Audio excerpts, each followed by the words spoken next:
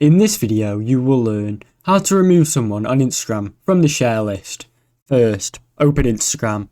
Then, on your mobile, tap on a random post, then on the share button. After that, appear beside the comment button, tap on it and you'll see a list of people that you can share this post to. However, if you see someone that you do not want to see on your share list, tap on them, then click send.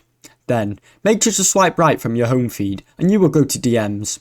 Tap on the user that you just DM'd and sent the post to. Tap on their username and now you will see a 3-dotted icon in the top right.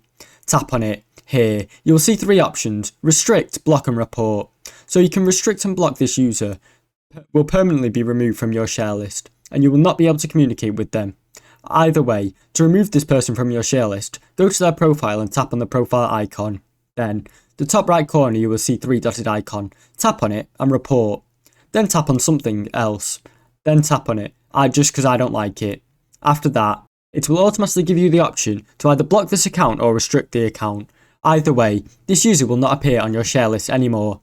After confirming the report, now, whenever you try to send another post to someone, they will not appear on your share list. Thanks for watching. Don't forget to like and subscribe.